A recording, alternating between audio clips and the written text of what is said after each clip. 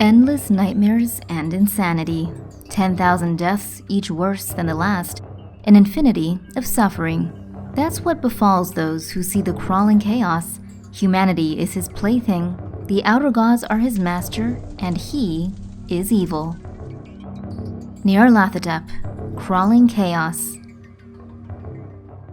Greetings, Mythstorians.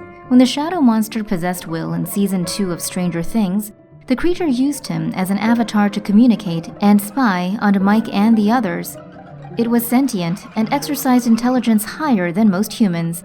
This is similar to how one of HP Lovecraft's most terrifying creatures operate. This man, if we can even call him that, is the servant and son of Azathoth. Unlike the blind idiot god or Cthulhu, he typically assumes the form of a human man.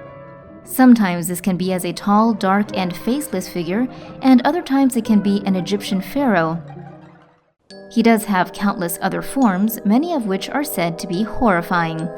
Nyarlathotep not only enacts Azathoth's will, he also acts as a servant to the other outer gods while they slumber. He delights not in slaughter, although he is certainly capable of it, but in driving human minds over the edge, to beyond the point of insanity and to a dark place of no return. Nyarlathotep's first appearance was in the 1920 Lovecraft poem of the same name. During this tale, we find Earth in dire straits. Politically and economically speaking, the world is screwed. Humanity is waiting on an old and ancient evil, and soon Nyarlathotep arrives. Interestingly, the poem seems to allude that Nyarlathotep is a scientist who is always buying strange instruments of glass and metal and combining them into instruments yet stranger.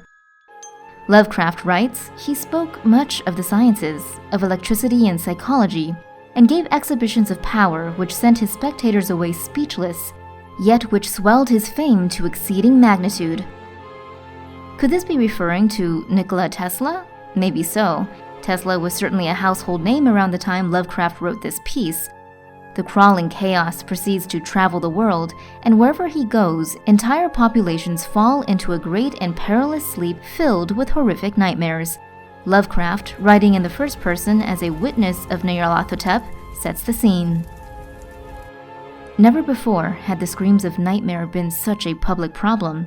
Now, the wise men almost wished they could forbid sleep in the small hours, that the shrieks of cities might less horribly disturb the pale, pitying moon.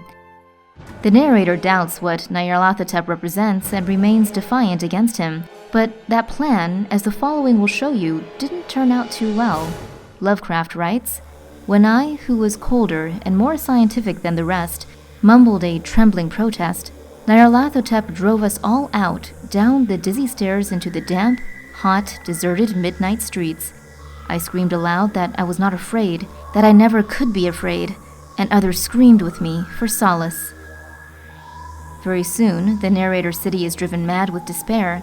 As if beckoned by those who had gone before, I half floated between the titanic snowdrifts, quivering and afraid, into the sightless vortex of the unimaginable, screamingly sentient, dumbly delirious, only the gods that were can tell. Yet here on our simple mortal plane, there's still so much more to explore and even more to find out. Is there something we missed? Write us a comment and tell us below. Also, check out our videos on Cthulhu and Azathoth. Thank you, Mythstorian, for watching, and please like, share, subscribe, and ring those mighty bells of notification so you never miss a Myth Stories video. We know all YouTubers say this, but it really helps the channel. But as always, this isn't goodbye. This is just until the next mythical video. So why not join us if you dare?